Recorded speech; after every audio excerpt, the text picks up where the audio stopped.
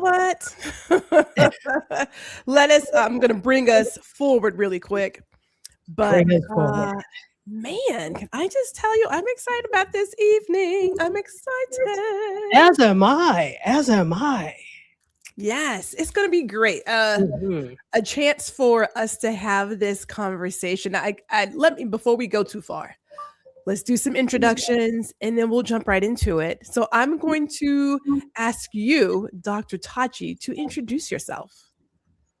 Absolutely. So if you don't know who I am by now, you probably should. My name is Tachi. I'm a media professor, filmmaker, media content producer, also a journalist, and I am a fashion enthusiast. I actually do work in fashion. I have a t-shirt line and I am a reseller. So that's all about me. Over to you, G. Over to me. Woohoo! It's kind of like being in the newsroom. And back to you, Bob. Okay, so my name is Gwendolyn, GR Houston Jack. I am photographer, creative coach, but a fashion person. I did attend the Fashion Institute of Technology. I do have a degree in home products development and marketing, but I also have a background in fashion merchandising. And so we are all things fashion. All the things fashion. So I'm excited to be paired up with Dr. Tachi because she and I have had a couple of conversations here and there about fashion a number of times. Absolutely. Yes. So we're making it official. Before we go too far, let's get some comments, please. Let's get some comments here. My mother got here early. She's like, look, early is on time. On time is late. Late is not acceptable. That's what she said. So mother is here. Hello, mother. Tanya is also here in the building with us. Hey. Jazzy is here as well. And of course, I'm asking everybody, are you ready for a fashion-focused conversation? Because we're gonna get into it. I'm ready. I'm ready. So let us get into what we're going to talk about tonight. And I'm going to start off with our overall topic, and it is, has fashion lost its value? Which is a great question. If you're looking at what's happening right now, you perhaps are feeling the way that we're feeling, right? So I wanted to start off with some thoughts, both from myself and Dr. Tachi. And I'm going to go with what I was charged with yesterday. I was charged with going to Ross to do, some quick errands by the hubs. Now, I am at this point primarily an online shopper. I got to be in a really good mood to get in my car and drive someplace. So when I do it, it's like boutiques, right? I'll do like a boutique, something like that. But other than that, I will shop online and call it a day. So I'm in Ross and I'm walking through and I'm looking at like the accessories, what have you. And the supposedly high fashion bags. There was Ted Baker London, Michael Kors, and Calvin Klein, and some others. And they all feel plastic. Like, this clearly is not real leather. And so I go down a few more aisles, and it's just rows upon rows and racks upon racks of this pleather-like material. And it's just cheaply made. I'm gonna go ahead and call it cheaply made. And so I got thinking, is this where we are now? Is this what we're doing in the fashion world? So, Dr. Tachi, I'm gonna ask you, what have you seen in the market?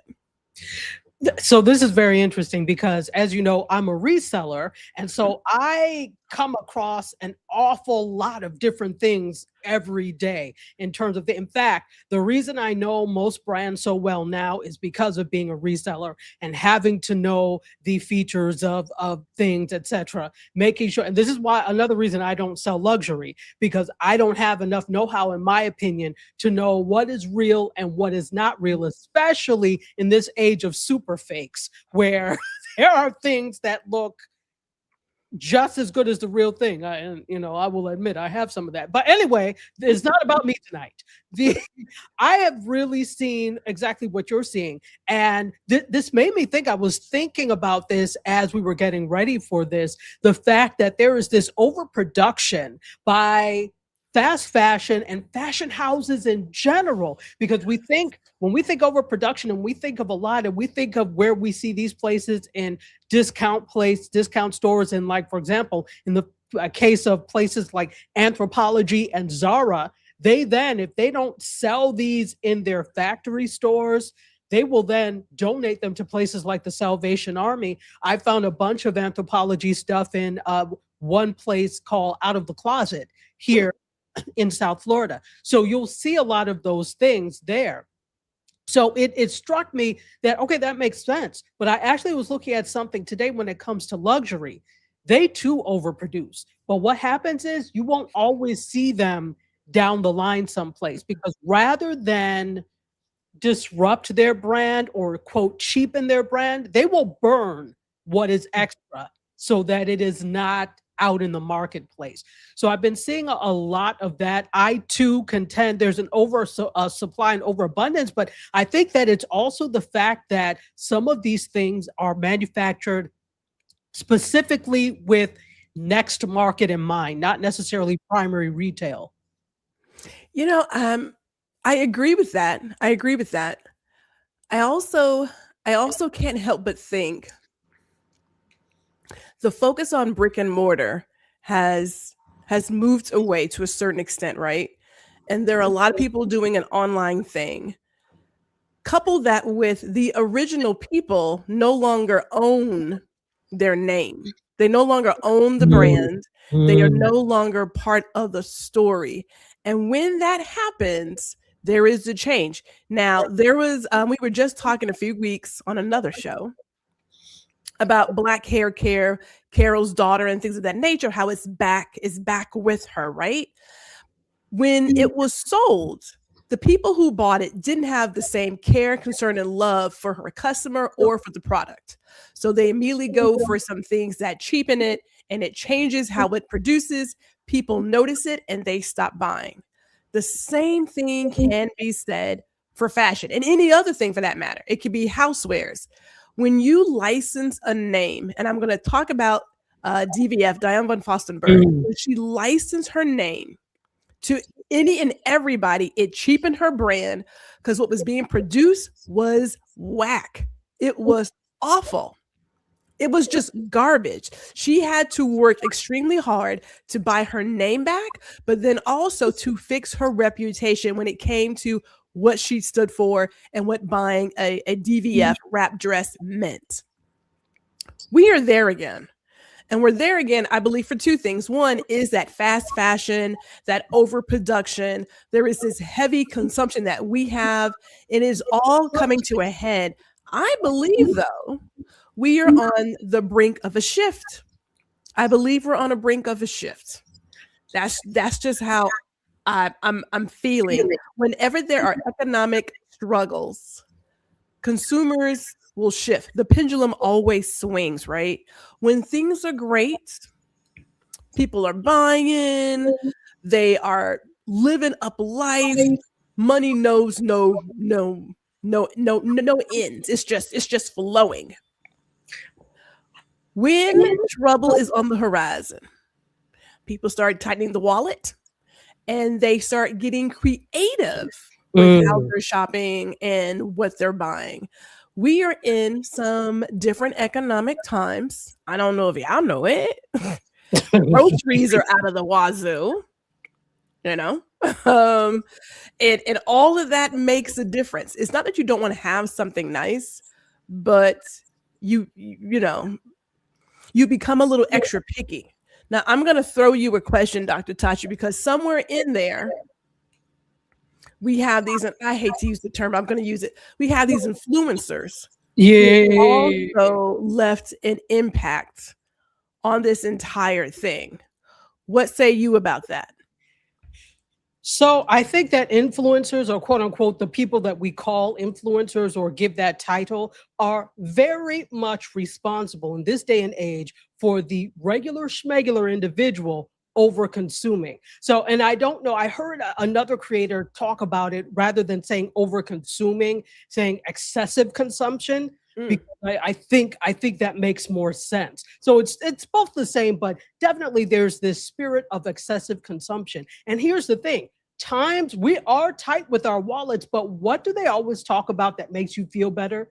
Retail therapy. Retail So this therapy. is why you can get on. It doesn't matter if you're broke, because if you look at the influencers are not always touting things that are worth thousands of dollars. So you may see them buying a new Louis Vuitton Speedy or buying the latest whatever that latest luxury item from Bottega Veneta or whatever. But we also see these same influencers will team up with Timu, right? Or Temu. Mm-hmm. These same influencers have Amazon pages, right? These the Amazon accounts. They're Amazon influencers as well. And you could buy something for as little as 99 cents on Amazon, right? So it's this spirit of consumption. I watch them, so they're getting paid from me too. But I like to watch cleaning videos like Clean Talk, which is clean TikTok, but I'm not on TikTok anymore. But everybody recycles their stuff everywhere. Mm-hmm. So I love to watch people organize and clean things. So, but what happens when you do that? You start to look and like, well, my space is not as clean as it should be. Let me go and buy these $5 organizers from Amazon. And it's even beyond Amazon. It's now gone to the dollar store, because Dollar Tree, I don't know if you've noticed, but if you watch, there are racks of influencers who make Dollar Tree videos of like, this is what's new at the Dollar Tree. Mm-hmm. And here you are spending $100 on 125. Let me just say, as the person who used to work at the Container Store, people would come in and they would show these pictures as they look. You have exactly what you need for your pantry. You need to clean it. You need to clean your pantry. You don't need to buy nothing else, because you can buy it. You're still not organized, but we're not going to talk about that today. Although we could, because I am still in my Swedish death cleaning era, right? So I am the buy one thing, 2 to 3 things have to go out. I am there. So we can definitely talk about it, but they're still shopping. They are still shopping and buying a whole bunch of stuff that's not necessarily needed per se, you know? Exactly. We're going to be honest about it. Exactly. So before I go on, hey, your soror Joan is in the building. Hey, Joni, how are you? Good welcome.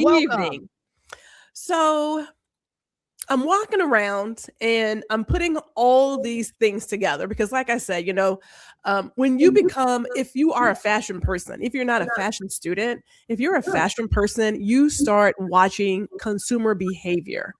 When 9/11 happened, one of the things that happened for people to gain control was to organize their homes. Yeah. Did you not? Because you're looking for control of something. So we are going back into economic times, dire economic times. Hate to say it, it's coming. Get your beans and rice, people. I'm just gonna put it out there for you. We're going back to that. So you see people who are like, there have been a video of some younger person specifically saying these influencers are not living a life that makes sense because I can't get a job and I can't afford this, and this is just, and so you get this whole deal of they're detached. They hear you're coming in with $5,000 worth of merchandise, and I'm just trying to figure out what's what, and you want to brag about it, right? So there is that. But that's the reason why things like, was it Cheyenne? I don't know. Shein. Shein, thank you. Shein and other places stay popular because it can make you feel like you have $1 million. Like you get all this stuff for, I don't know what the average thing is, $30, something like that. I don't know. I could be wrong. I don't know, because I don't shop. Through Shein. Shein, they've got some inexpensive things, but things are a little bit more expensive as well.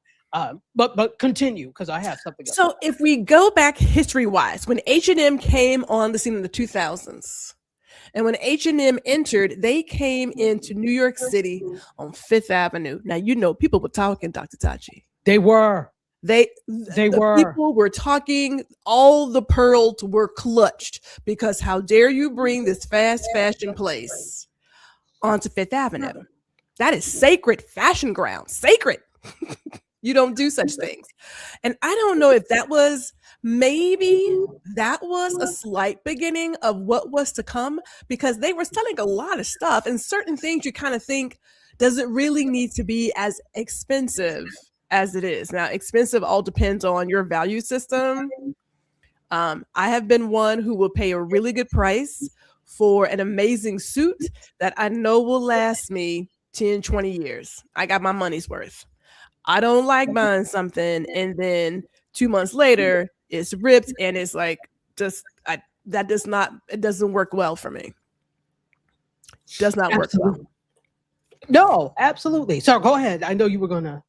So with H&M came a whole bunch of others. Like I really didn't check when. I mean, I had 579 when I was in high school. Oh yeah, and rave. And Rainbow has always been around. Rainbow. So we're not going to pretend that we haven't always had fast fashion, but it was different. The construction was different. Don't you believe it was different back then? Oh, it totally was different, because why is some of that stuff still in my mother's house? Yeah, look. Here's the thing. Can I just add to this thing? When we talk about fast fashion and villainizing fast fashion, and I would love to hear what you all think about fast fashion too in the comments. When we're villainizing fast fashion, it's only fast if you don't wear it again. It's only fast if you don't make it last, which means that you have to make good choices if you're trying to be sustainable, even if it's fast fashion. Because let's not pretend also that people are like, oh, well, buy money and invest. Okay, well, sometimes you need that shirt to go to an interview now, and I don't have time to save up for that. So what you do is then, all right, you look at the materials. Okay, this is linen. This is 100% cotton for the most part. So you look up for those things and see, all right, this is going to last. What I have on now is from H&M, right?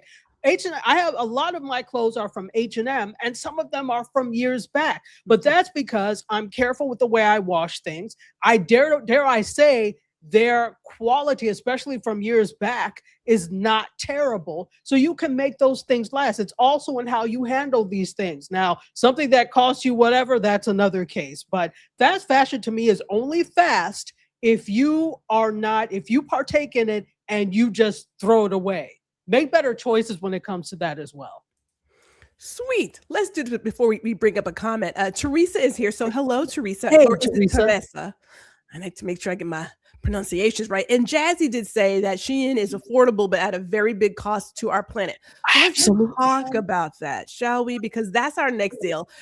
We want to talk about this fast fashion and how it's impacting us. And I'm going to go back to construction because, again, like you, I had some things from H&M that lasted for years. So I'm looking at what, like 2001? Yes. 2001, 2000 is when I remember them coming on to Saks, Fifth Avenue, pardon me. Mm-hmm. And so it lasted for a long time. But if you look at construction now, and I mean across the board, I'm talking shoes, handbags, denim. I mean, yes, denim included, shirts. There has been a shift. There's clearly this place of greed, and I'm going to call it greed, where the manufacturers, the people who may own the brand and license the name, they just want to get the name out there. They're not checking for quality control, and they're not checking for quality, period. So if you were to go and get, say, something from, I'm trying to think of a name brand. Oh, I'll use Nine West because I just researched them. If you had Nine West shoes from back in the day, it's a very good chance you'd go to your shoe doctor and have those shoes resold. But if you were to get that now, you may not have that option because they're not even constructed the same. There is clearly a place where we have gone to just get the money and we cut the corners on everything else, and the consumer is paying more for it. Like, we're not getting a better deal here. short end of the damn stick for real. If we were talking about this offline, and I don't know if you all have noticed this as well, but if you, for example, look at something that's luxury, Chanel is a great example of this.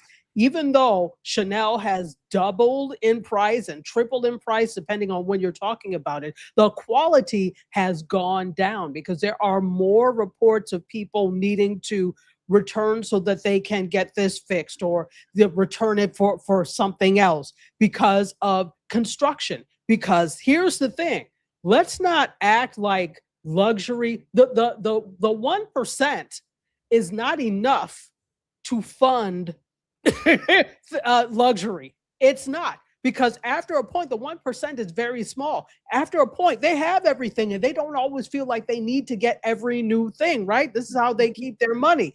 It's us, it's the bottom half of the populace that keeps them in business as well. Well, this is why you find a lot of things that have the logos on them, and they'll be like a price that's affordable.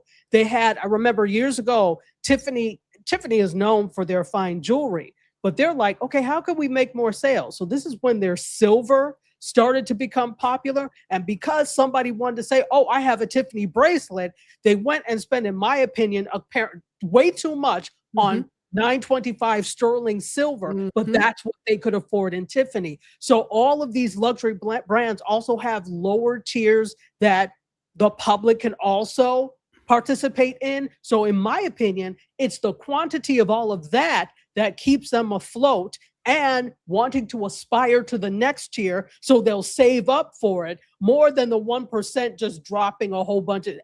There's not enough of them to keep all these luxury people in business. No.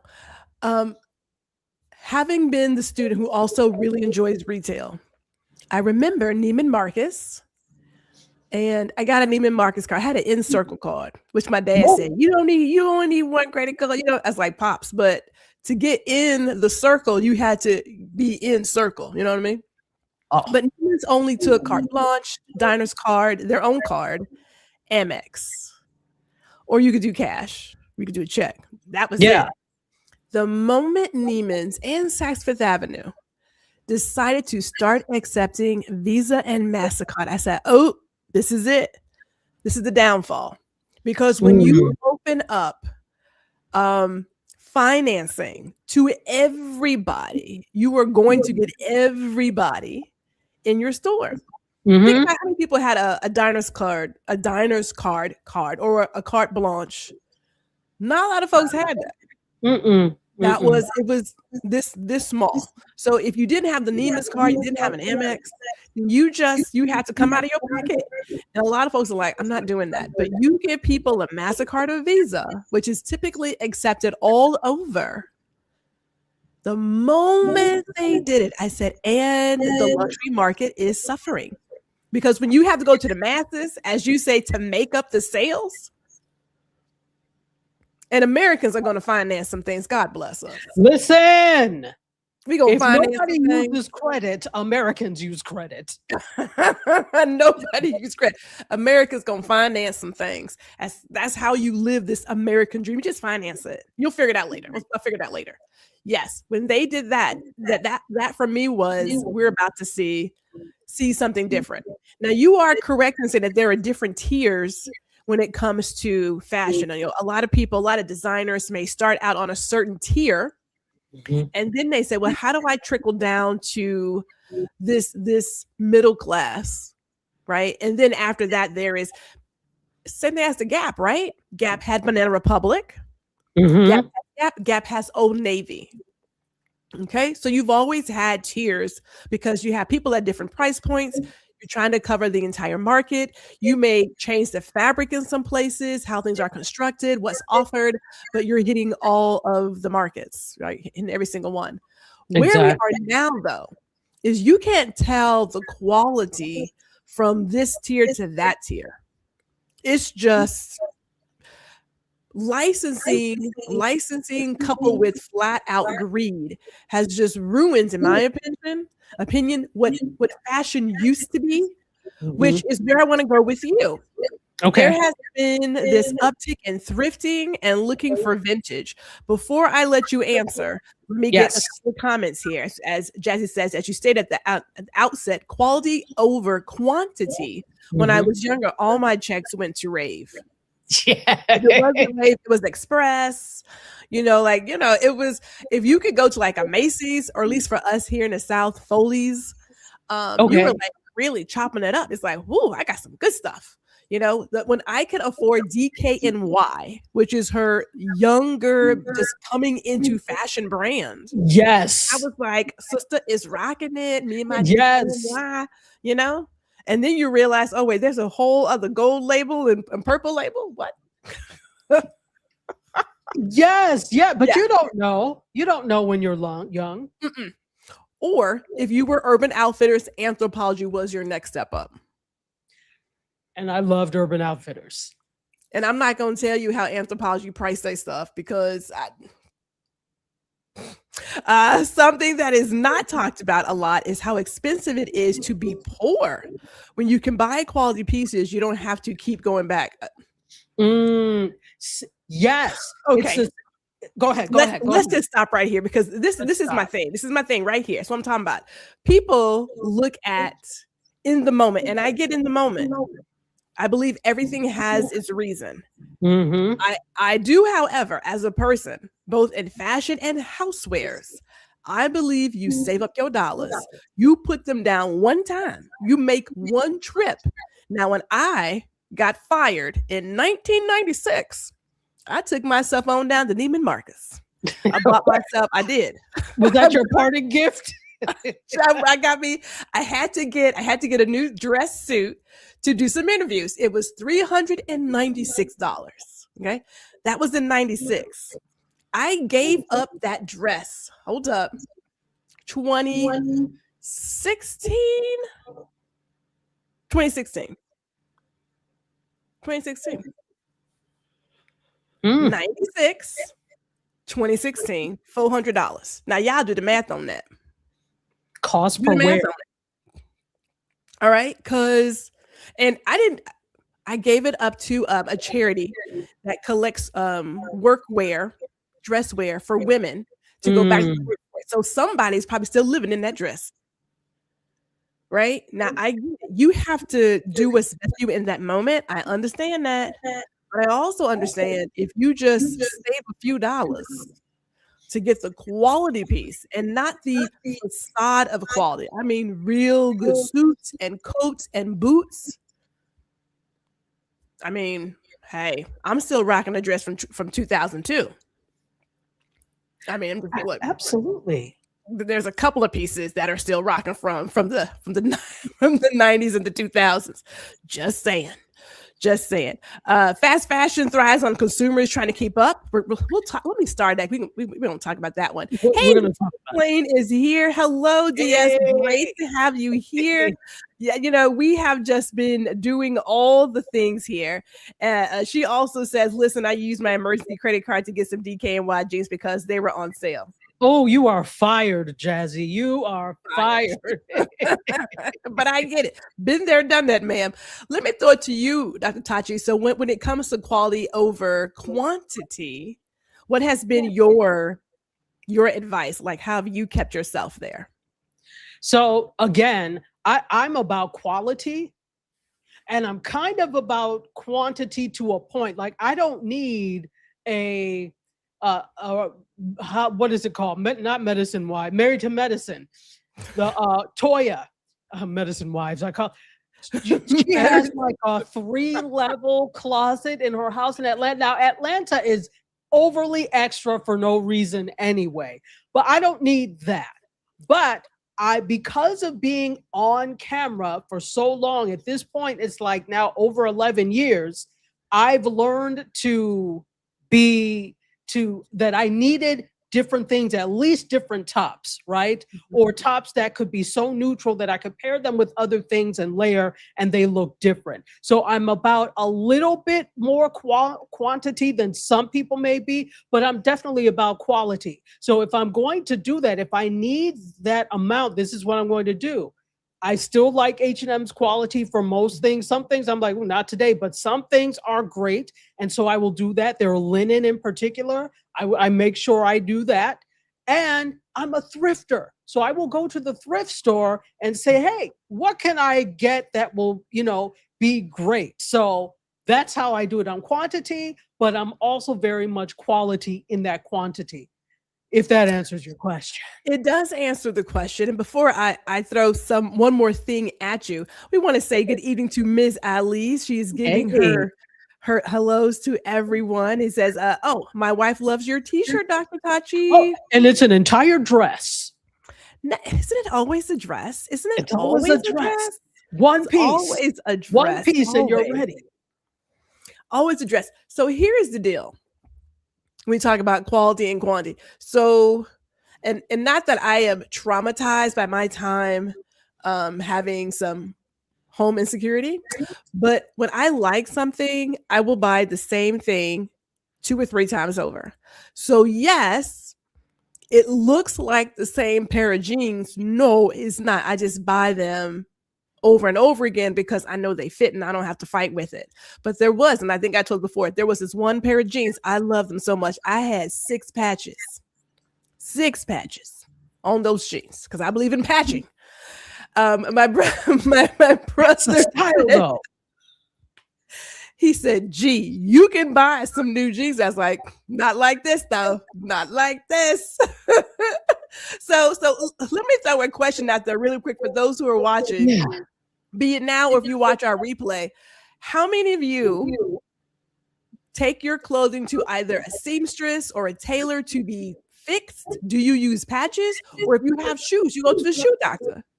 Because I have shoes that I love. And when things go wonky, I go to the shoe doctor. Right? I do. But see, like you were saying, it has to be the right type of shoe. If it's Payless Shoe Source, that doesn't exist anymore, but just pretend. If it was like Payless Shoe Source or some 5 and dime shoes you got from the bottom of the rack at Ross and it's glued together, there's no need. Just buy another pair of shoes. But if you buy a good pair of shoes, you should be able to repair them over and over and over. Yes. Look, make sure that it's not just glued. Make sure that there's stitching as well, because you're not going to be able to repair cheap shoes. Hence, there's a reason why we have it now where there is so much clothing and things in these landfills. Now, you mentioned thrifting. Yes. I've noticed, I know, okay, so for myself, now everybody got their something, right? My something is I love a good Dooney & Burke bag. Okay. Yes. Now, here's the quick story, people. Here's the quick story. I got my job, my first real job, and I couldn't afford D&B in high school. So when I got my real job, I went, I think Macy's or whatever, Foley's, and got myself a Dooney & Burke bag. Got deep into my fashion degree and started feeling Prada and Gucci and everybody else. And I left my roots. And when I went to resell that Prada bag, I couldn't get nickels for it. I was hot. Listen, it was $95 at Neiman's. That much I know. I was heated. And I said, never again. So I went back to what will remain true, and that is good old leather. Good old leather. I got bags right now that are vintage, turning vintage, because it's good old leather. And recently, I have been hunting for vintage Dooney & Burke bags, like vintage all-weather leather bags. You know what I'm talking about? Yes. Yes. Listen, if you don't know, she is the Dooney & Burke queen. I mean, if you look at, not that their construction has changed a lot. Back in the day, they were made in the U.S., and so there's some different things, but it's made in the US. Like now you can get a good bag. Sometimes it's made in other places, right? I'm not knocking it. I'm just saying it's different. But the all-weather leather just had this timeless style, that equestrian style. It's just a really good bag. It's just a beautiful satchel. And the fact that some of these bags are old, we're talking from the 80s and the 90s, and they're still looking good. Come on now. So what's your thought before I asked you about this, about people who are returning to thrifting or thrifting being bigger and resellers? We do have Dr. Dale in the building. Hello, Dr. Dale. Serena is here as well. I Hello. see all the folks are. Yeah, I got a picture. I mean, I shared this picture. Look, the patches. I don't know. Okay, because maybe it's the timing of how we were raised. We had a sewing kit. I know you had that sewing kit in the Danish cookies. That's right. To this day, does anybody know what those damn cookies taste like? All that was Yes, ever in they were there butter was cookies. sewing- They were Danish butter they were cookies. Danish butter cookies, but you opened it and all that was ever in there was sewing kit. So I think the cookies were a front for sewing kits. You typically got them around the holidays, and then once you ate up all the cookies, it became the catch-all. So for a lot of us, it was the sewing kit. Okay. So in that sewing kit, we had, needle thread, button, safety pins, and patches. You iron on your patches. Again, a different time and era, but we're not gonna throw away some good rip. Now, I get that for some ripping is a fashion thing, but like this was like, in the crotch and the thigh, so I just put some patches on. just saying. When Obama became President, Michelle and I had the same dress from J. Crew. Oh, J. Crew. I forgot about J. Crew. Oh, she says she loves that lipstick, Dr. Tachi.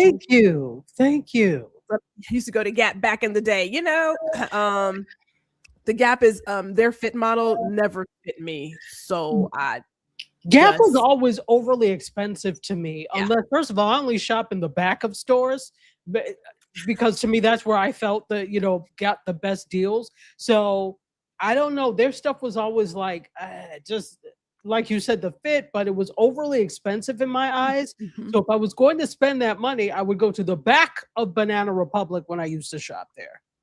Now, I'm going to flag this one because we're about to talk about thrifting and reselling, and I want to talk about Goodwill. Yeah.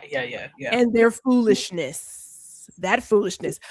Serena says, I have mainly sneakers, so it's a no with a sneaker doctor unless they really know what they are doing.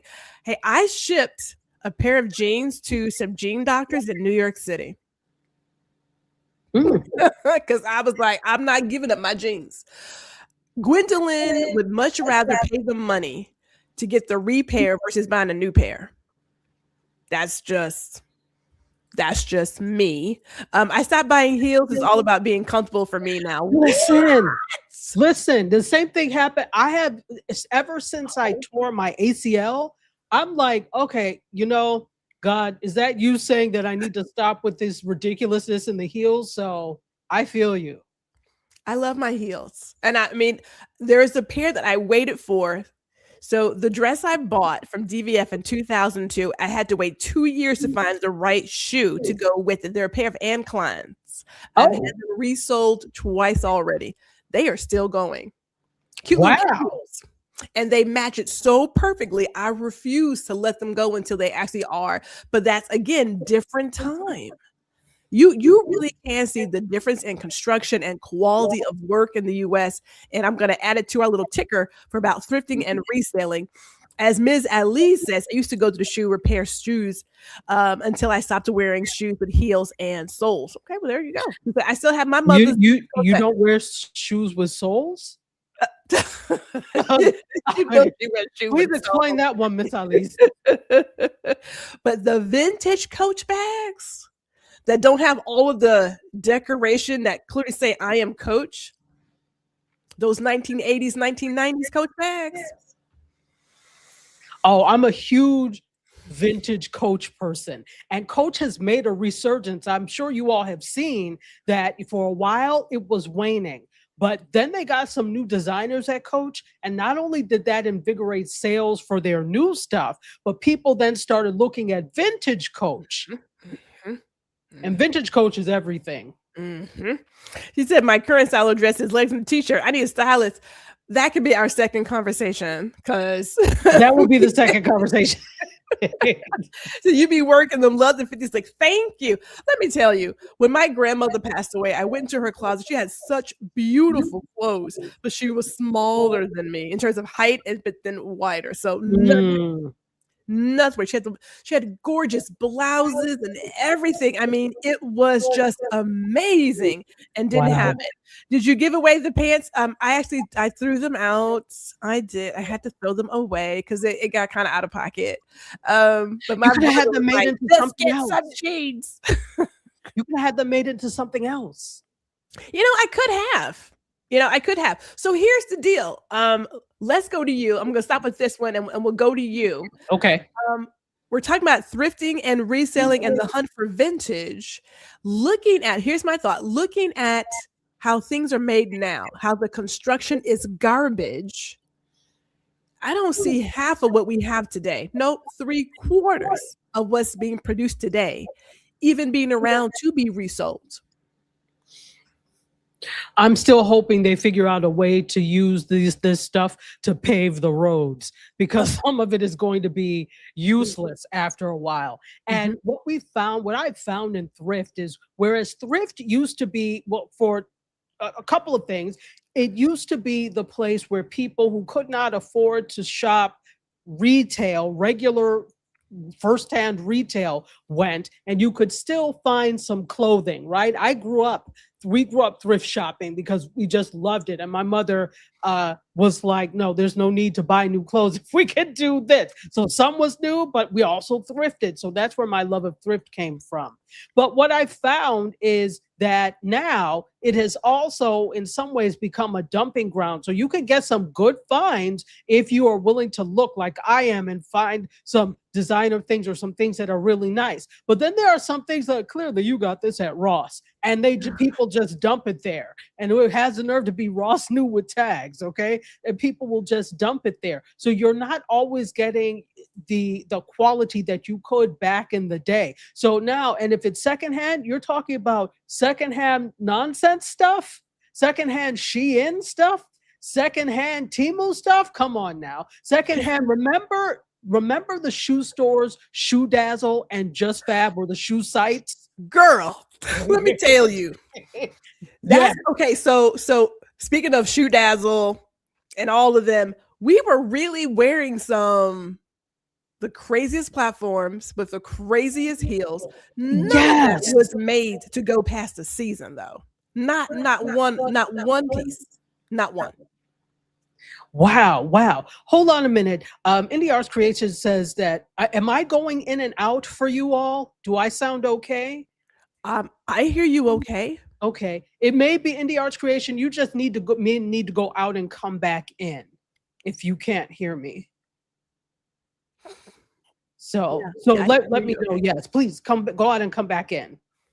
So those shoes were, again, another sign of fast fashion, another sign of trying to make fashion, I guess you want to say, affordable for everyone. Now, when I was growing up, and my mother and I had a chat this morning, mother was sewing our clothes.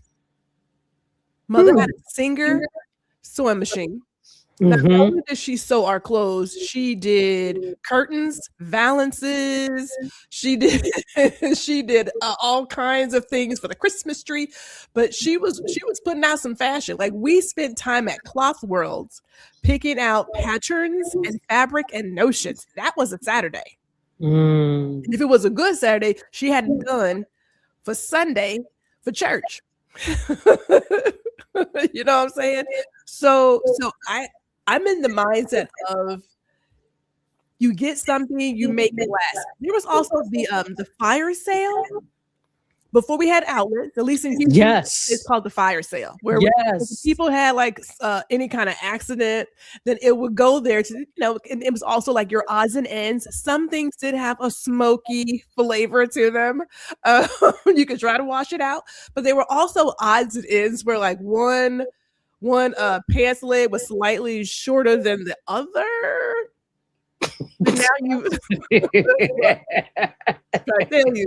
But now you have real outlets where they're making things for the outlet versus it being a place to do closeouts, which is, again, changed the game. So I'm going to ask you again, and I know you mentioned it.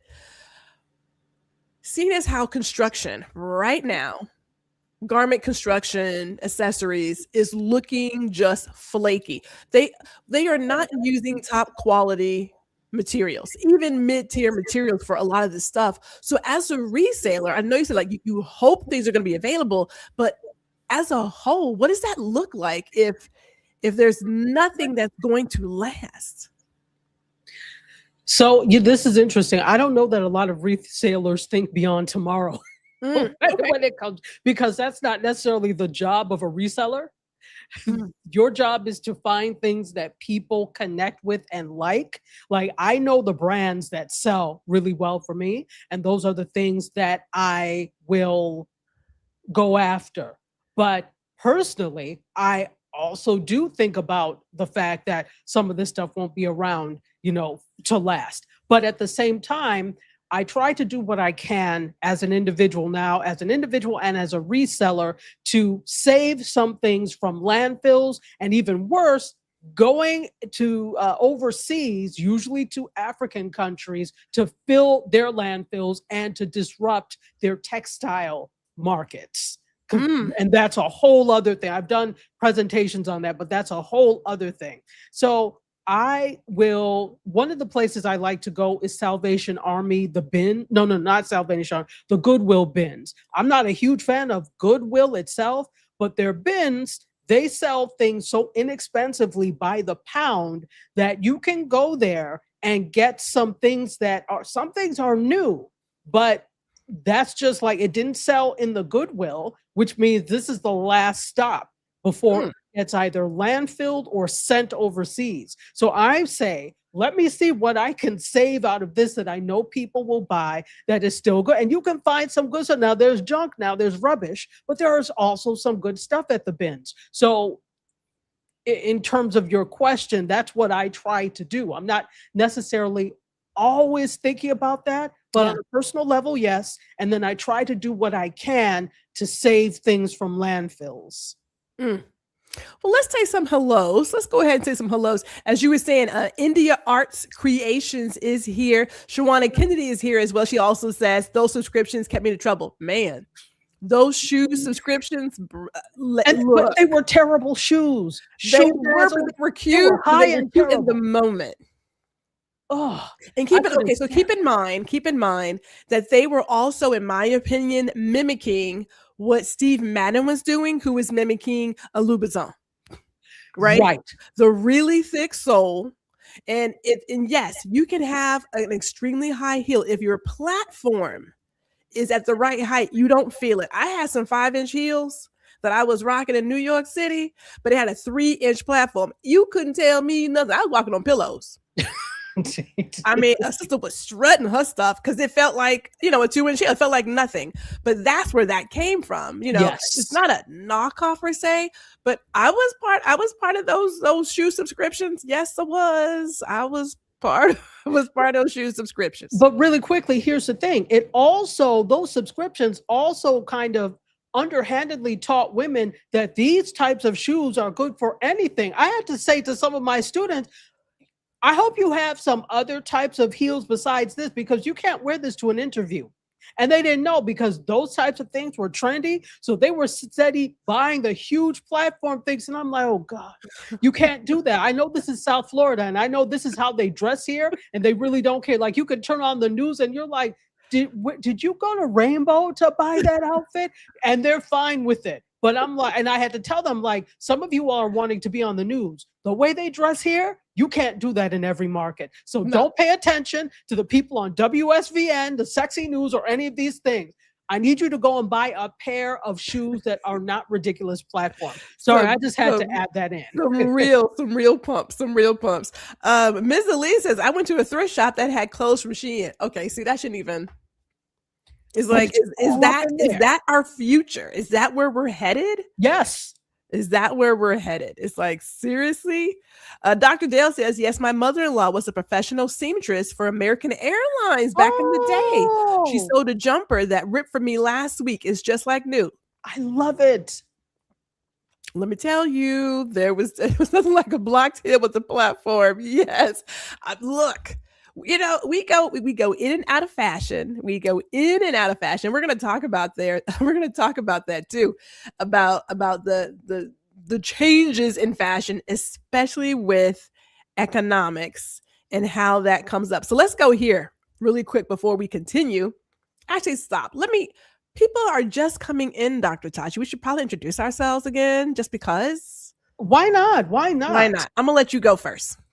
All right. So if you don't know who I am, my name is Tachi, media professor, filmmaker, media content producer. I'm also a journalist, and I work in fashion in two ends. I have a t-shirt line, and I am a reseller, and I just love fashion all the way around. And Gwendolyn, GR Houston Jack, I am a creative in all the things, but also a fashion student. I mean, I did graduate. As a matter of fact, I was an adjunct professor at FIT. So let me not forget to add that in. But I'm a person who loves retail. We have studied fashion for a very long time. And even though I'm not in the industry at this moment, I never let go of my roots. I am still looking at women's wear daily and all the fashion shows. And that's how we rock, because once you're in it, you're in it. When you get behind the velvet rope and you see how things are made and you understand licensing and you understand how to read that RN number on the clothing tag, yes, it you can never go back to the way you were. You can never go back. So let's talk about Goodwill, shall we? You want to talk about Goodwill? Because they're about it right now. They are really about it. Listen, do you mind? Here I go. So as I started to talk about with thrift, the original thing with thrift was that it was a place where people who did not have the money to shop retail all the time could get things secondhand, right? And depending on where you shop, because people generally will donate it to places close to them, to secondhand places close to them. So if you thrift, do so in an affluent neighborhood because you will find some things. So you used to be able to do things like that. But what has happened is that Goodwill is supposed to have a mission. I don't know how close to the mission they are anymore, because when you have a CEO that makes between $700,000 and $1 million per year, is that to your mission? And not only that, so you're getting your labor for very cheap, because you're also employing people that have developmental disabilities, which was part of the mission. But you're allowed to pay cheaper. Oh, okay. Why is my phone ringing? You're allowed to pay cheaper or give a cheaper salary, right? In that case. And then the other thing that gets me is that you can walk into a Goodwill and things are so exorbitantly priced. There is no reason that you should be spending above $20 for anything. Furniture, okay, I can kind of see, oh, all right, this is $40, fine. But some of these smaller items, like, why are they this expensive? And now you've gotten wise to the game that some things can bring you more money. So you have designer things in glass cases, and it's so expensive. And this is not new, it's used designer stuff. So I understand on one hand, there are people, they're trying to combat resellers sometimes, and they'll do that. So they'll make it exorbitantly priced. But at the same time, they're trying to enrich themselves. And I'm like, how are you doing that off of free stuff? Stuff is donated to you, and half the time people are not even asking you for a receipt. They're like, no, just keep it. So you get your wares for free. The overhead with that is zero. So even if a reseller does come and buy a bunch of things, they're paying money for it. So you're still making money. So that's where my gripe is with places like Goodwill, that you've lost focus of your mission. You're making exorbitant money off of things that were given to you free, and there seems to be no recourse. Look, we already know that I have a hard time going into a place thrifting. It's not where I thrive. Look, I worked at the Container Store. It was a well-organized store. The time that I worked at Anthropologie, the time that I worked there, whoo, Lord have mercy. I was like, how do y'all even operate like this? Like, I don't understand. I don't understand how y'all don't have any kind of digital POS system. We're still using like printouts. Yeah. And that was in 2000. So it wasn't that long ago, people. It wasn't that long ago, but I'm not going to talk about them this evening. I'm not going to do it. I do want to bring up, and I see your question. D. Yes, I have you starred. I do see Miss Ali saying that Coach is going back to real leather. So here's my thought about the vintage part. And I'm going to use my own example, but also again, looking at people and behaviors. I say it again, when there are economic times that are rough, people go back to, I want something of quality, but it's got to last. So I'm going to spend the money, but it's got to last. This want for luxury. And in the US, having more stuff says, obviously, I have wealth.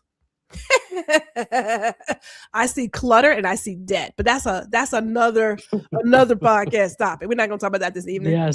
Yes. But you have so many people who were going for a Louis Vuitton, they were going for a Gucci, it was a Prada, and I've been there and done that. I was on front row Neiman Marcus fashion shows, y'all. Front row Donna Karan Neiman Marcus fashion shows. I would leave Neiman Marcus, get on the bus, and go back home, get up the next day to my part-time job. Okay. So I get it. It starts to become ridiculous though. But Coach is returning back to their roots. I want to say, because people have told them this thing that they were doing, like they tried some sort of vegan leather or something recently that got some mixed reviews. I'm not a Coach person. Okay. I've never been a Coach person. I've admired their designs from afar, but they had the soft leather that scuffed a lot, and I'm a klutz. I can't do scuffs. Hence, I have pebbled leather because you can't see nothing on that. You know what I mean? You can't see nothing on it. So go ahead. Well, I wanted to speak to that point. So they have, I don't know if they still have it, but they have a lower line called Coachtopia.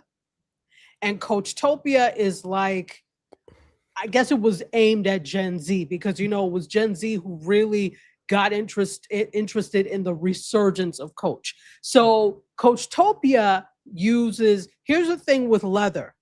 As long as it has a percentage of leather in it, you're allowed to call it leather. Yeah. So the leather that they used for Coachtopia was basically, you know how you have the shavings from the suede and the leather? Yes. They glued that. They glued that onto like the vinyl or what. So as long as it has a percentage of leather, you're allowed to call it leather. It's just not top grain leather or like, it's not that. It's what do they call it? Genuine leather. It's the particle board of leather. God bless us. A particle board of leather. It's shavings. It's shavings and pieces put together and pressed. It's leather shavings. And if you want a good, because we were talking about this earlier, I'm a YouTube junkie, and there is a YouTube channel called Tanner Leatherstein. Yes. And what he does is he cuts up luxury bags and grades the leather. Yes. Watch him if you want to know if your favorite bag is worth it. See, when I was in high school, I took woodshop, but woodshop also had a place to do leather work. And I thought, once you are a person who sees sales, at one point I was selling leather keychains that I stamped and painted and whatnot. Oh, I love it. I've been selling stuff since I was a kid. I sold like paper sailboats when I was in elementary school. It's, girl, we've been doing stuff forever. There's a market for everything. Wow. Market for everything. But once you play with leather And then once you get into the fashion rooms and you're looking at different kinds of leather, then it can make you a different shopper. It can, because Yeah. once you see something, you cannot unsee it. I mean, you can choose to, but I'm just like, as Jazzy says, all of that, not to mention, they have so much clothing donated to them that Goodwill and Red Cross are currently burning clothes. I didn't know about the burning part. I didn't hear about I that. didn't know about the burning. Oh, wow. Also, I know that they will either landfill or ship to other countries after it leaves the bins, but I didn't know about the burning. No, I didn't know about the burning. I know, like I said, at one point I was giving them some stuff, and then I found a different charity that they come and pick up the things. And so I give them their things. But you're right. I don't get a receipt. It's just like, just take it. I just want it out of my house. And Yeah, someone else can exactly. have it, right? Like if I can't find a friend or family member who can use it, or church, then it goes there. So yeah. Colleen Casella, hello, good evening to you, says can't Hey, find any quality Colleen. clothes for the money anymore, even at the so-called better, not luxury brands. The clothes don't last, aren't that well made, and just at the point, missing. Oh, Lord and Taylor, girl. Oh, Lord and Taylor. Lord and Taylor was Okay. good. For those who are from Houston and in any place. So in the Galleria Mall, there were different sections. The first section was like really high end. So Neiman Marcus, Fendi, Louis, Versace, all the things. And you crossed over, and on the other end was Lord and Taylor and Marshall Fields. Mm. And man, you go into Lord and Taylor, and whatever you bought, you knew it was top notch. Whatever it was top notch. It didn't matter. It was just, it could have been those isotona gloves or any Oh, other the brand, isotonic gloves. any, Wow. any other branded glove by Lord and Taylor. Man, when I say that I have a love for retail, there is a love for retail. And I understand that we are living differently. We have changed how we operate, but we have also lost a little je ne sais quoi when it comes to fashion. Like it was a thing. It was a thing. And then now, nothing against doing anything online. I have nothing against that. But I go back to so many of these brands are now just licensed. The name is just licensed. They don't know who's doing what. And so because you don't have the people who were there originally, either the family sold it, they passed away, whatever it is, they lost it, whatever it is, that love for the quality of what they presented is missing. It's gone. And private equity has messed up a lot of brands because private equity is only concerned about return on investment, and they're beholden to the investors. So I don't care if you make it with one stitch every 5 inches. Let's just sell it. Yeah, let's just sell it. She also says can't catch a trunk show or sample sale anymore or actual good. Okay, so with that, let's move over to DS's question really quick. With that, I'm going to go over and move to his question, and then we'll come back to some more comments here. DS says, I'm curious, how did living in New York influence your fashion, if at all? And that's for the both of you. Do you want to go first, Dr. Tachi? You want me to go first? Because as a fashion kid, a fashion and FIT student, I am biased in so many ways. I mean, like, so here is the thing. I think I was, obviously, when you live in New York, you are surrounded by a lot of different opportunities for things like the sample sales, the person on the street, and all of these, and it's not even just sample sales, it's also these bazaars that there are all these independent designers that come out, and you have the opportunity to purchase the most wonderful things. I'm still trying to get my hands on a Pierre Laborde bag. So you have the opportunity for the most wonderful things. But I think also when you look at, this is just me, when you look at fashion, the everyday person fashion, the everyday person is not in New York, is not shopping at luxury places. Is not doing, maybe the people that live in Manhattan that work in certain places, but you visit the Bronx, Brooklyn, Queens, Staten, they're dressing regular, right? So and the fashion that you get influenced by is different. So case in point. So I grew up in upstate New York, and there were a lot of people from the city that came to the University of Buffalo where I went undergrad. So they would come, and their style was very much influenced by, okay, oh, what those shoes for the beauty supply, and all the New York girls had them. So that's what was fashion for them. Oh, wait a minute. Those hat, the hats that they wear in Afghanistan, the wool hats, that was the thing for a moment. So then everybody started wearing that. So I think I was influenced by the everyday street fashion as high fashion. So high street and runway, I was influenced by from New York, but more so the people that I was able to encounter that I saw what they wore. If I liked it, that's what I did. But I was always, because I was a thrift girly, I was also always a fashion girly, because some of these things you had to figure out how to make look nice, right? So my thing was like, I would cut up jeans, we would paint on them. I loved men's clothing. Oak Tree was my store. I bought, so I would just size down so that it would fit me. But people would always say, your clothes are so great. I'm like, Oak Tree. Oak Tree. And I got influenced by some of the things I would see in New York. So. Oh, okay. So for me, getting into New York, clearly it didn't take long for me to realize that my Texan Southern fashion probably wasn't the very best to be amongst all the people. Now, I started out at NYU, so they were pretty simple, right?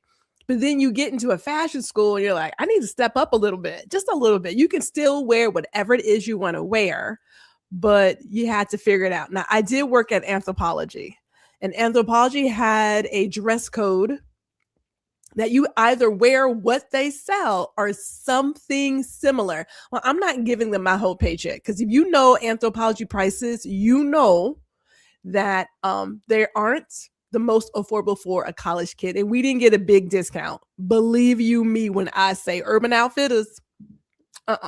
So I was at Daffy's, Strawberry, Filey's Yes. Basement.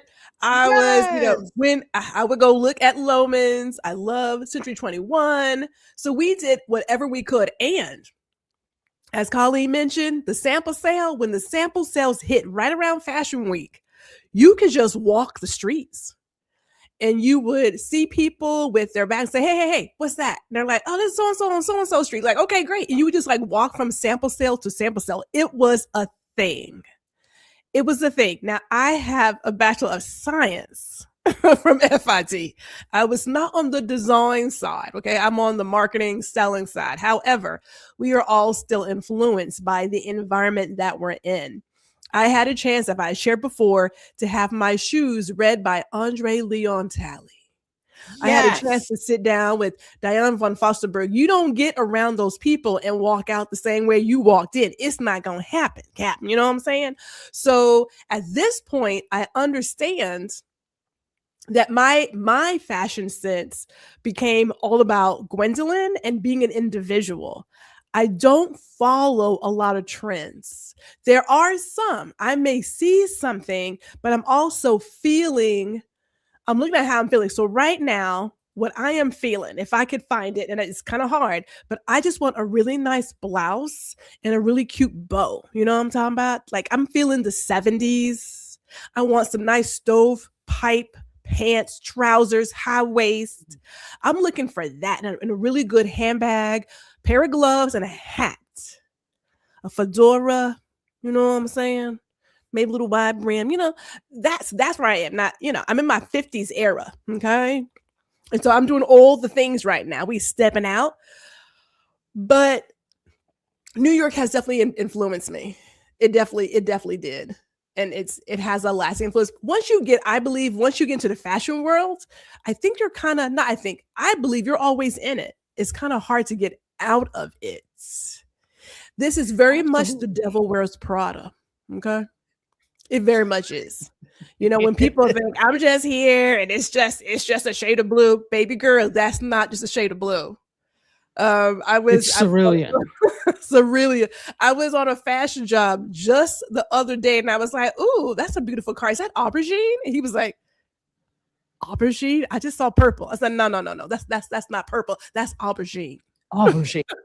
You know, Similar so to our background, aubergine. aubergine. You do leave a little different.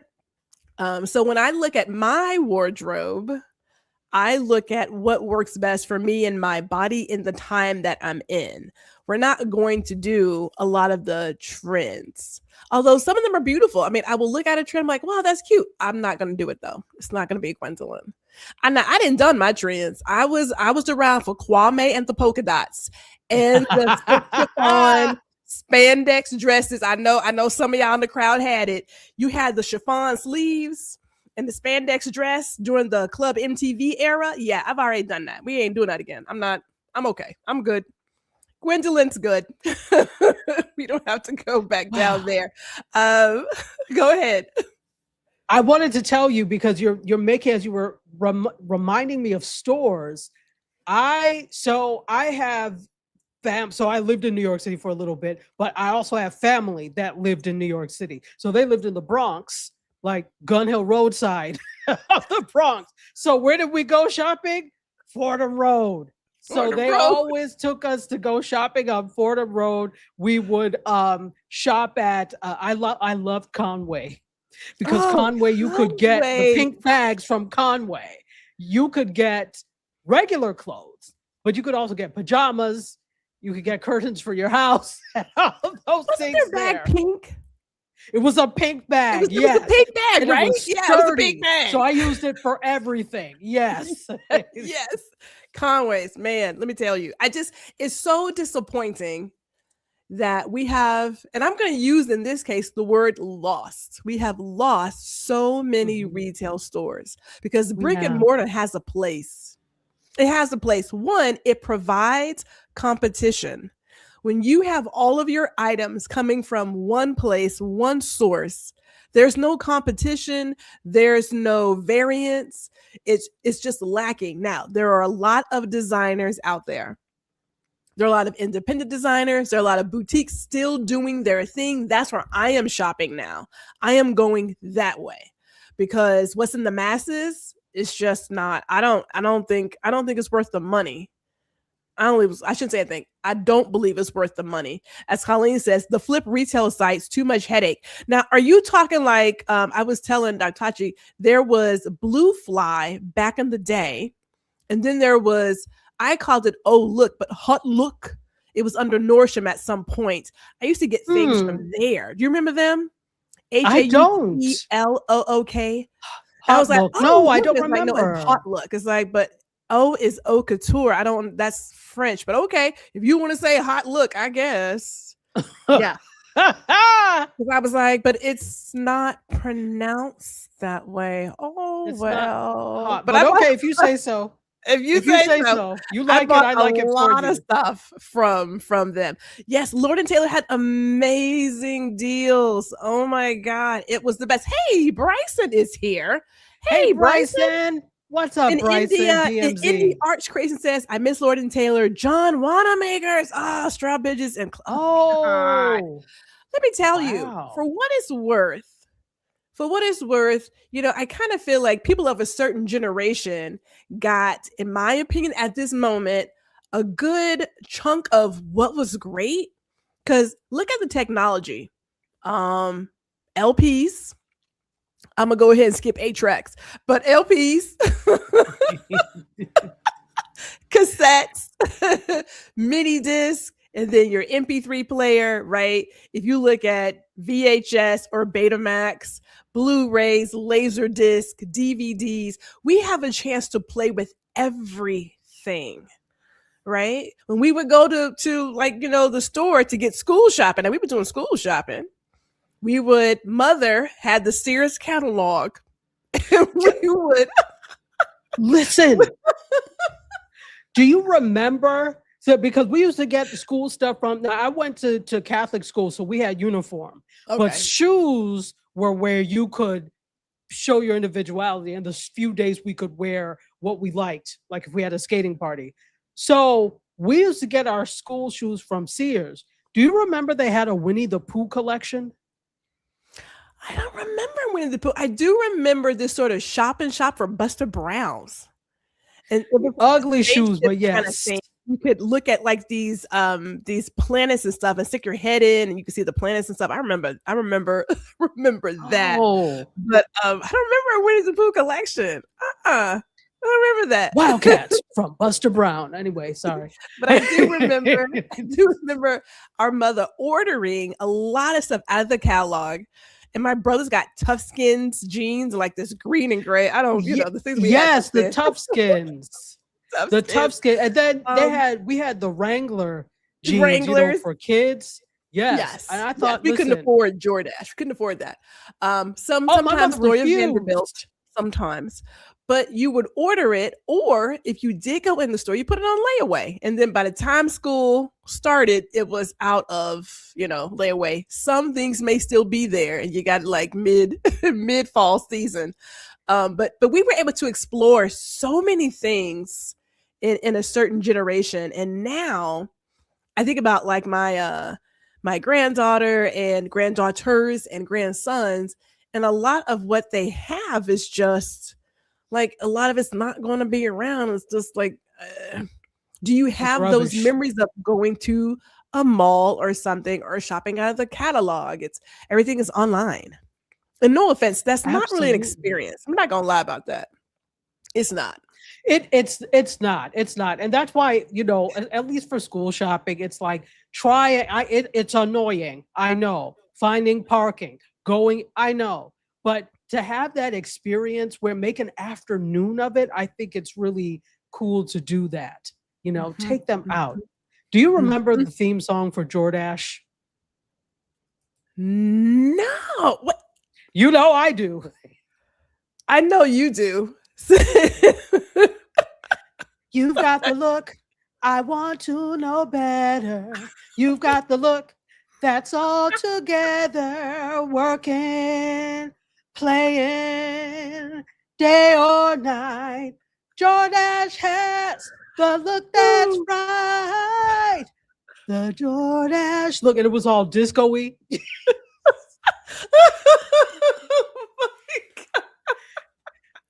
I know every theme Oh song my to God. You know the what? We don't close even back have then. jingles anymore. They don't even have jingles. We don't. We They don't have don't. jingles. They have taken to using somebody's song at this point. There are no jingles. There are no jingles. I could have sworn in Demolition Man, they talked about having a whole radio station of just jingles. Jingle, We ain't they even got the did. They radio. did. We don't even have the radio anymore. Oh my We goodness. did. I mean, and that's why. Go ahead, keep going. But it just reminds me of when I used to shop at Whole Foods. It was one by the university I taught at 3 o'clock every day. They had television jingles play for an hour, so I would make it my business to go so that I could, even if I didn't need anything, let me act like I'm shopping because I just want to hear the jingle. You can ask us right now. We can drop a couple of jingles on you. We most certainly could. Colleen says that's what real fashion is. You doing you, especially in New York City. Yes, it was all about being real. You have obviously you have an idea. It was definitely about being real. It has a place and provides a service. Yes, department stores, brick and mortar stores, period. We're not going to truly understand how important it is until, I don't want to say it's too late because there clearly are some stores here. And I get that with the rise of retail rent and what have you. People thought, I can't afford to have a physical store. I'm going to take it online because that's just more affordable, but there's no experience there. And humans need human connections. We do. They need human connection. So I want to, before I go into our last topic here, are you still in Texas? Are the stores still a factor there? I'm familiar. Yes, I am in Arlington. I'm in the DFW area. Here's the deal though. I will drive to Houston before I drive to Dallas. And that is 4 hours away, 226 miles. Because Yes. But the store is like the Galleria, it is still just as big and just as busy. Whereas here in the DFW area, they are so segmented. So segmented. Mm, It's just I don't know what to say. Yes, Blue Fly. Yes. Blue Fly mm. was the bomb for those of you who know it. If you want to get into the fashion, but you couldn't get all the dollars together, that was your spot, was Blue Fly. And Poshmark and the Real, they are no. Now I just got onto Poshmark to sell, as Dr. Tachi knows. Just got on it. Welcome. And when I see some of the prices, I'm like, I don't know how y'all selling some of this for that price. Like, I don't understand. Like, I'm not gonna sell any of my vintage DVF dresses for under 150. I'd be damned. We're not doing that. We're not doing it. Uh-uh. Well, see, that's another thing about some of these sites. So, of course, you've got things like Poshmark, you've got Depop. I don't think Mercari is really so much around anymore, but that was another one. You've got Whatnot, also Vinted. So there are lots of these reselling sites, and then there are some people that sell directly on YouTube and sell directly on Instagram and what's the other one? TikTok. So you've got that whole thing, but you've also got people that want deals. So if you come in there with something that is really worth some money, you always have those people that think it's garage sale day and they'll offer you $2 for it. So you just have to, forget those people. Well, we're gonna have to do that because we're not doing that. Let me do this. Let me flip to our next topic. Time is moving, and I'm going to get to all the comments. Believe you me, people, we're going to get to all the comments. We're going to talk about future thoughts. Now, why is there a sewing machine on the screen? Let me tell you why real quick, Dr. Tachi and peoples. Gwendolyn went hunting for a sewing machine this morning. Now I have one, but it's like lightweight sewing machine. I'm looking for the heavy duty. I am believing that I have to return to sewing my own clothes. Not everything, maybe a thing or two. That's what I'm thinking. Because I'm not liking some of the things out there. Like, again, I'm doing some smaller boutique people, some smaller, persons in terms of fashion shopping. But every now and then there is a want for something specific. And I remember my mother, she had no problem just whipping it up. Just, and there we go. I have some of the cutest fashion. We have some of the cutest fashions. So I'm thinking I'm going to go back to my roots and I'm going to get me a sewing machine. Because I can definitely do that again. And if you're checking people, check it. You have resellers, but if you look at DVF, Levi's, Judy and Burke, they are all doing this pre-loved thing where they are putting what was returned or previously owned. They're putting on online to sell to their customer. Or if you have a DVF dress, you want to resell it, you go to their website to resell it. Because they're trying to make money. Who appreciates what it is. Now, do they get a piece of the action? They do. Levi, same thing. So when you have the manufacturer getting into the resale game, you got to peep it. Like, check out what's happening. How do you take away some resellers? And how do you get supposedly the most bang for your buck if you don't go back to the people who are looking for what you are selling? It's a DVF collector. Why would I not get the most money there? You either get the money or you get a credit towards another DVF piece.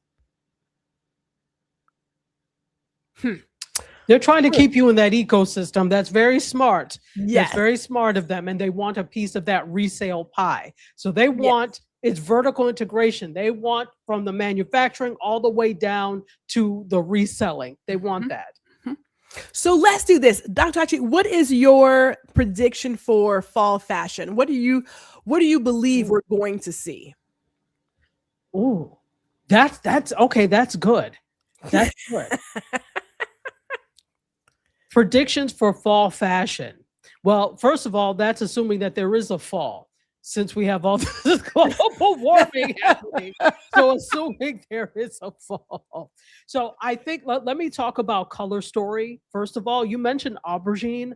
I'm really thinking that is going to be something big. Last year, the big thing was like the cranberry / burgundy / crimson.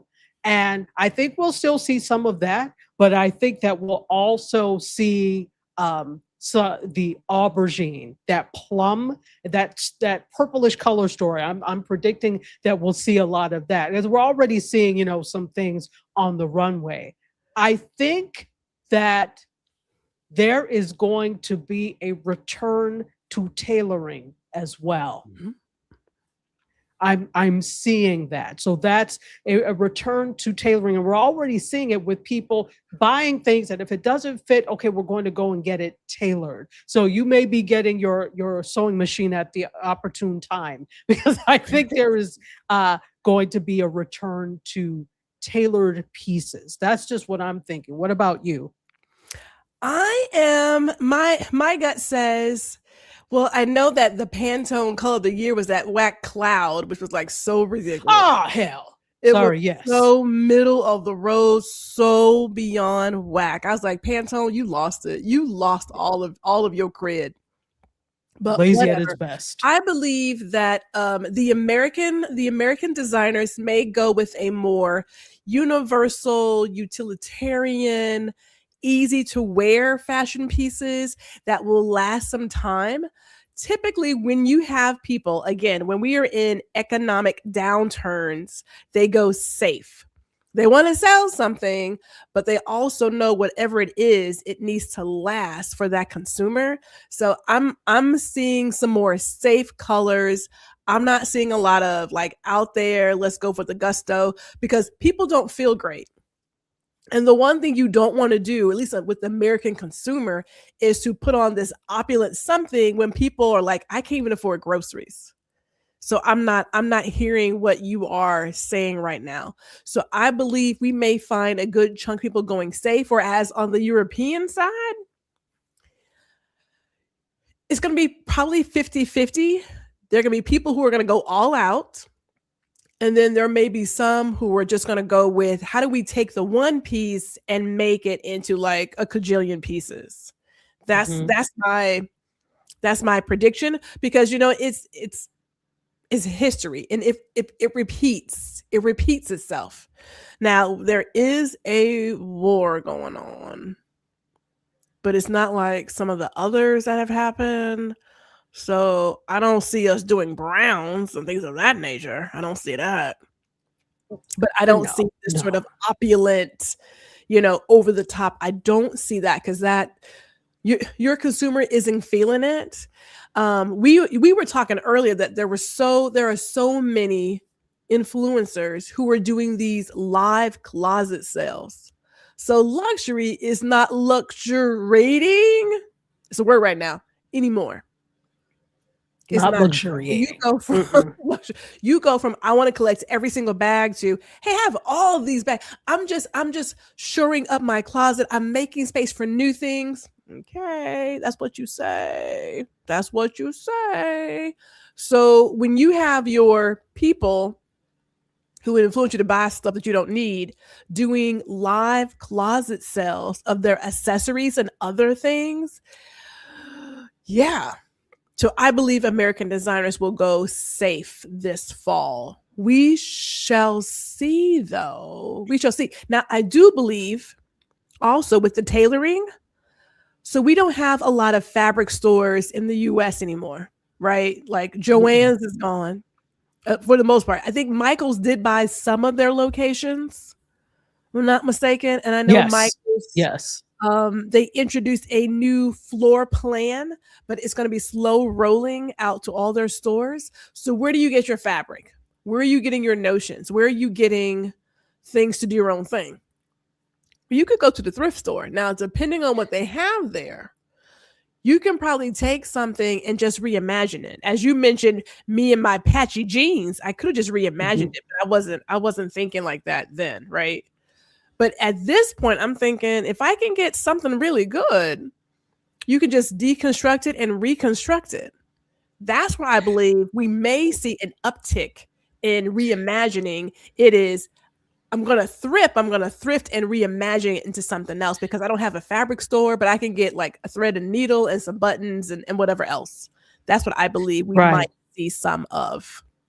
And there are already lots of creators. If you look at Instagram, if you look at anybody that is a sewing creator, you're seeing a lot of upcycling when it comes to Mhm. that, and reimagining when it comes to those types of things. And the thing is, they're making it so that you can do it too. In the past, it's not something that the average person felt that they could do. But now they're showing you things, they're doing things step by step, and you feel like you're able to do it. There is one other thing that I wanted to add.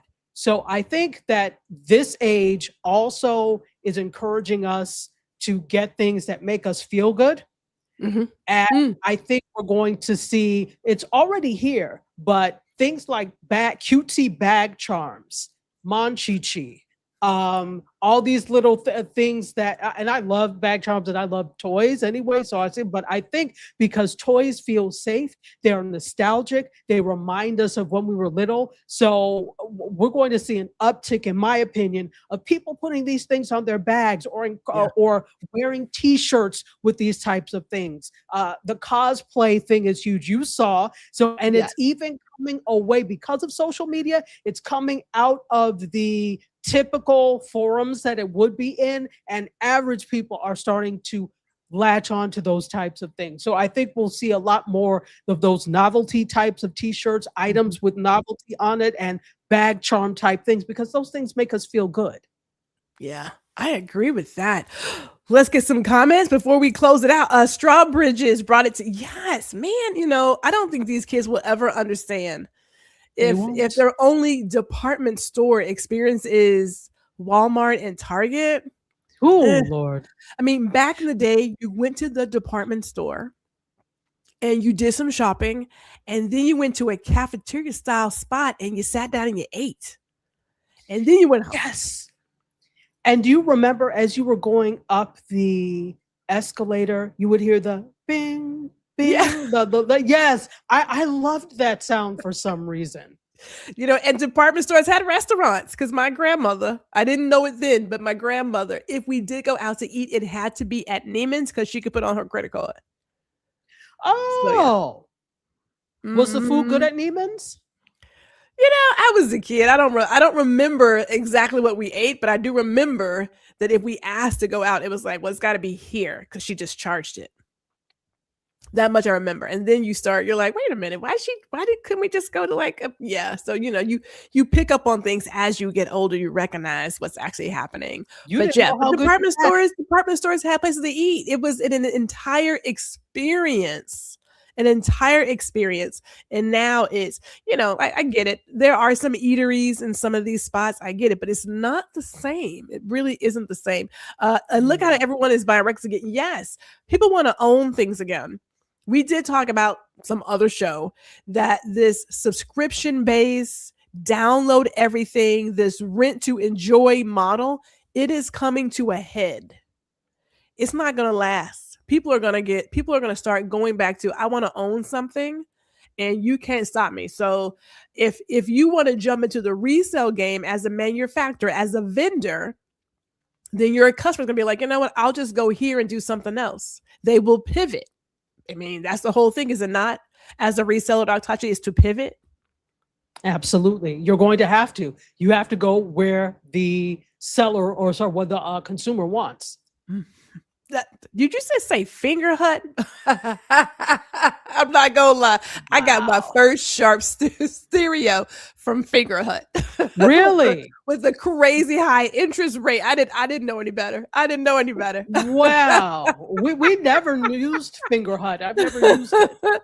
Mother says you didn't go. I didn't go where, Mother? Please tell me where we didn't go. Please enlighten me. Yes, Buster Brown was wearing our good walking shoes. Winnie the Pooh from Sears. Yes. It's like you got Yes. to visit it. You did get to visit your layaways. Eventually, you did get it. Eventually, we did. I think we got school shoes there. Dr. Tachi knows her tunes. That says you better sing.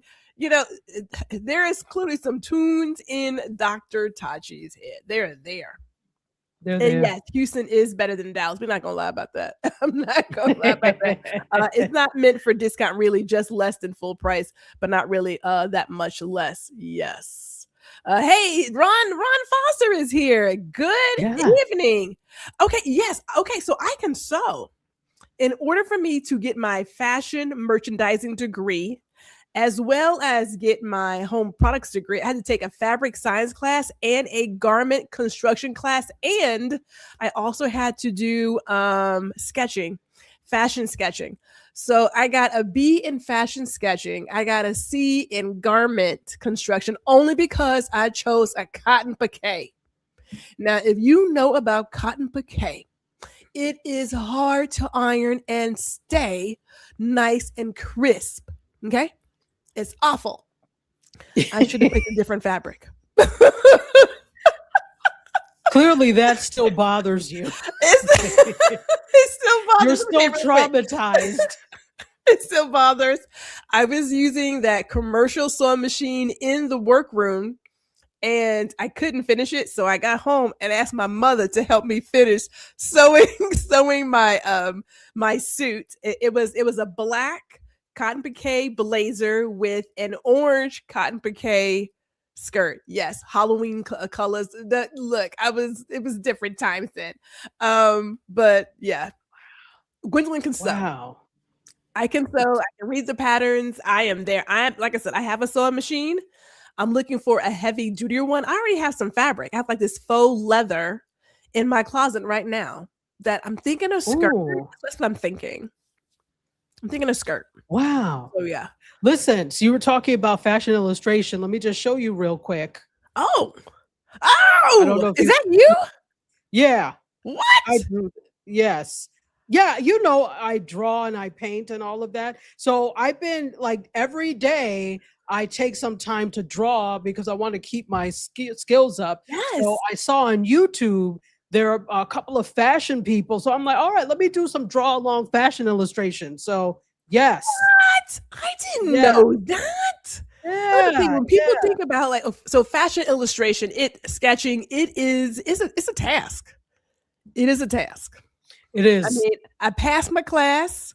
I had Professor Ken as my professor, but man, you talk about pushing all of my brain cells. I'm like, dude, I'm on the science side. But to make you a well-rounded fashion individual, you had to be on both sides. So you had to be in the trenches to understand construction.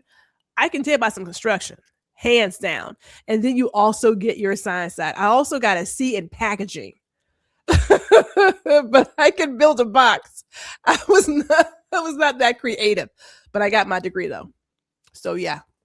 Indie Art says the new generation is way different. When I take my glam children for shoes, I go to a department store and get their feet size. Their mom goes and sizes their feet by holding shoes up to what? Really? Nothing like putting your foot on that cold shoe sizer thing. Yeah. That was a whole They don't use that anymore? I mean, I guess they don't. I guess they don't. Because that was the thing. It was like, first of all, it was freaking cold. Like freezing cold. It was metal. But you put your foot on there and they size, you're feeling like you're a size so-and-so. I was like, okay, great. That's interesting that they just hold that is different. Brands are doing it now. Yes, they are. They are doing it themselves now. Jordache and Gloria Vanderbilt. Yes. More Japanese fashion going mainstream. Oh. I like Japanese fashion, but it is utilitarian and it tends to be very dark sometimes, unless you're talking about Harajuku. Colleen says the big houses, places that most wouldn't go shop at, but where colors and ideas would find their way into retail pieces. Those houses, some of them are truly lost. I agree. It's just, I agree. I don't know how we are going to get back to. I mean, it's like you hate to romanticize the past, right? Like I hate to do that. But I cannot help but also recognize that just the interaction and just the experience itself has had a lasting impact on us. When we looked at the catalog, you can talk to any person of a certain era and you could talk about getting the Sears catalog and making a Christmas list. Everybody understands that. Everybody gets it. For the sneakerheads looking at the East Bay Right. catalog. The East Bay. The East Bay catalog. Ooh, Dr. Tachi. You talk about some sneaks. Yes. They had some sneakers in Oh, there. they had some sneaks.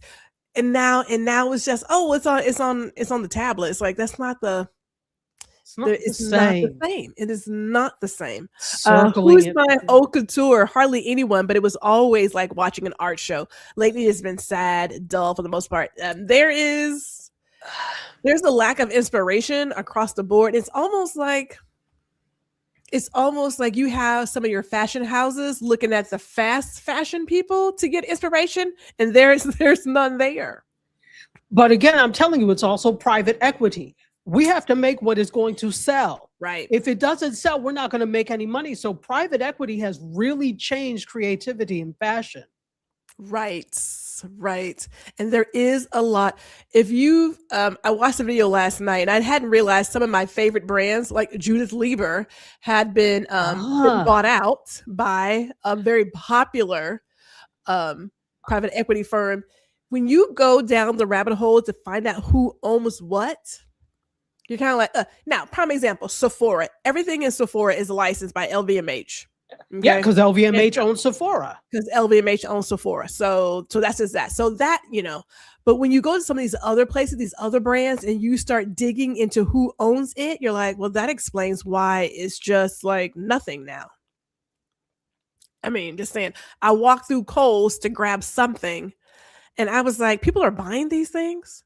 People are actually buying this stuff? Like, what? I've never been in Kohl's. Piqué is a difficult fabric. I don't know why I picked it. It was cute. At the time, it was cute. At the time, I thought it was amazing. And then now it was in the fashion show. Okay. It wasn't a fashion show. Wait a minute. You were a Sears model back in the day. Jazzy. What? Wow. You've got to drop. It didn't happen if you don't drop the photo. I want to see a photo. I want to see a photo. A Sears was your hand on your hips like this and you were smiling? I need to see the photo. And we needed socks to get our shoes. Yes, you needed your socks on to get your foot measured. I'm just really shocked that they're not doing, but check it. I was talking with my sister-in-law and she didn't know about the shoe doctor. Because she's like, well, I got these shoes. I was like, take to the shoe doctor. She's a shoe doctor. I was like, yeah, they fix your shoe. They just resold it, fix your heels, fix your leather if need be. She's like, I never heard of that. I was like, what? And then I thought, if we don't have people teaching new people, who's going to be our cobbler? Who's going to fix our shoes? Who's going to fix, our jeans and do tailoring and like, hem up your wedding dress? Like, who's going to do that for us if we don't have these skills around? These skills in America, it's not a thing. In America, it's not a thing, but in other countries, it is. So in Asia, they're all about the cobbling. Is that the word? The shoe lasting? I know it's a cobbler. Cobbler, right. They're also about tailoring. They're also about fixing what you have, because the simple thing is you may not have it to buy other things. So tailoring and fixing shoes came out of necessity. If you live in a society where you can buy a pair of shoes for $2, then there's no need for you to do that. So hence why she may not have known. Well, sometimes I feel like my dad. Now, my dad went too far sometimes. I remember him having like this gray duct tape around one of his shoes when he was mowing the lawn. I get it. It's an outdoor shoe, but I'm like, you got tape around the shoe to keep it together? Pops. Seriously? Yeah. So I get my patches honestly, okay? I get it. I get it honestly. Colleen says, yes, you're right. Big money and profit-seeking dividends, that is. Profit always matters. It's forcing them to forget about originality, style, culture, just the biggest bang for the buck. Yeah. Oh, as a kid, well, you should still have some photos, Jazzy. Yes. You should still have some photos. We didn't think that you modeled last week for Sears. We assumed it was when you were a child. It's a very good chance other countries will be okay. Americans are going to struggle because, as Ron says, clothes in Americas are disposable. Well, not in this Mhm. household. Now, I haven't taken to sewing the holes in my socks. I just get rid of them. But I'm gonna patch everything else. And like I said, I got my sewing machine. I'm gonna get me a new sewing machine. And you may see some G fashions very soon. I love it. I love it. A G original. Which real I talk love it. is a very good chance, as you mentioned, as these vendors and manufacturers go into their own reselling, you may see people saying, I'm just going to take this and reimagine it and then Mhm. sell it because, hey, I would. what can I tell you? He said cheap ashes. I'm trying to tell you, I'm gonna have a little something, something. I need to get a dress form though, because I can't use the husband to help me pin anything. Well, see, look on Poshmark. Sometimes people have dress forms, and Yeah, then the because dress forms are expensive, dress but forms are expensive. you can often find them in places. Look for places that are going out of business and Mhm. that type of thing. Yeah, yeah. I'm gonna have to. I mean, I just hate that when I kept a hold of my professional sewing kit. I had the beeswax and everything for the longest Ooh, time. And then I thought, I can't take all this to New York City. I'm not taking anything this with me. So, I left it and then, I just let it go. I'll let it go. I can also knit too. I can knit. Gwendolyn can knit. I can sew. I have some skills. ooh. Crocheting is my thing. That's your thing. And I have a cassette player. So there. I have one in my car. Can I sew some leggings? Um, when it comes Leggings are to when like, shirts are easy, pants have always been the weird thing because it's the crotch. If you don't get the crotch right, everything goes wrong. Just saying. and I hate to see somebody with drop crotch. That is just ugly, unless it's intended to be drop crotch. But I've seen some pants. I'm like, who made these? Right? It's like if you don't get it right, and when some people do some designing of women's pant wear and trousers, they use a men's body. It's like we ain't the same, kid. We are not the same. The Okay, there's a anatomy is men's bike completely and a different. women's bike for a reason. As Ron says, in Nigeria, young men walk with their sewing machines. Okay, learn Yeah, something yeah. new. Listen, I have a bunch of clothes made in Nigeria. I've never bought anything in Nigeria. Every time I go, it's to get clothes made, and the tailors are bar none. Ugh. Well, Dr. Chachi, we have had a great Yes. conversation. Oh, We this truly was have. enjoyable. We want to thank you guys for coming through and sharing your thoughts with us. Would love to hear more for anyone who's watching in the replay. If you have thoughts about today's fashion and where we're headed, is it worth purchasing? Are we done buying stuff? I'm not gonna lie. I just found like 3 vintage Judy and Burke bags. Here we go. I just found them. If you're around on Saturday, you may see a couple of them. I'm just saying. I mean, the all-weather leather from the 90s and the 80s, man, they don't make them like that no more. They don't make them like that no more. So I had to pick it up. No, it's like I have a 3 Brahmin bags, and 2 of them are newer, so they're great. They're beautiful, lovely leather. But I found a vintage one on Poshmark the other day, and I'm like, they used to make them like that. I mean, just the construction and just beautiful. It's like from the 90s. I love it. It's different. So I am in my vintage area. I'm vintage D&B. That's what I'm looking for right now.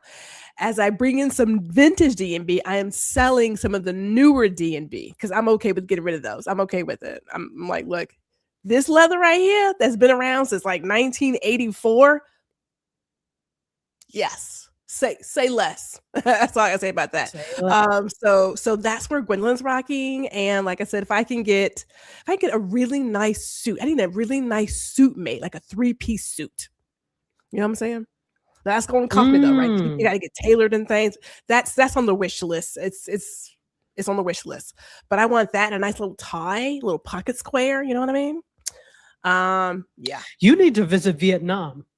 That's what my husband said. He said we need to go overseas and get sized up and come back like 3 Thailand suits. and Vietnam. Yeah, yeah. I was like, put it on the list. So here's the deal. We will be back in like what, September to talk about all the fashion shows. We'll see if our predictions came true. Yeah. We'll see. We'll see. Yeah. Yes. And who knows? There may be some other off conversation. Who knows? But we just want to get this started. Dr. Tachi, any parting words for the people? Yes, thank you so much for coming and watching and hanging out with us. And, you know, fashion is what you make it. If you like it, I like it for you. That's a great one. Me, I am going to say that just think about how what you buy impacts the environment. You know, I am really working on making the most of what I have, and I'm going to put out the picture of me and my 6 patches. Wasn't that a song too? Patches. Who was that song by? Patches. I don't want to sing it now. There's a song called Patches? There's a song called Patches. Yes, I know y'all know the song called Patches. I don't. Yes. And I'm glad I don't. Yeah, no, yes. And the singer just passed away like maybe 5 or 6 months ago. It's a new song? No, girl, we're talking about for the 70s. This is an old song.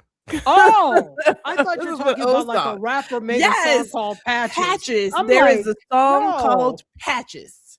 Now, I got some songs in my head. Sometimes the singer's name is in there. Yes, I'm dependent on you. Thank you, Chris. I'm dependent on you, son. Dun, dun, dun, dun. Yeah, Patches. Yes. That must be some Texas stuff. I've never heard of a song. I'm gonna find it on YouTube. I'm gonna find it on YouTube. I'm gonna send it your way. Yes, Patches. Okay. Kind of talks through it, and then he starts singing the whole. Thank you, Clarence Carter. Clarence Carter. See, you have jingles. I have songs in my head to go with words. Clearly. With that, we're going to let you guys enjoy the rest of your evening. Thank you for coming through. Stay tuned for our next conversation and have a good rest of the week.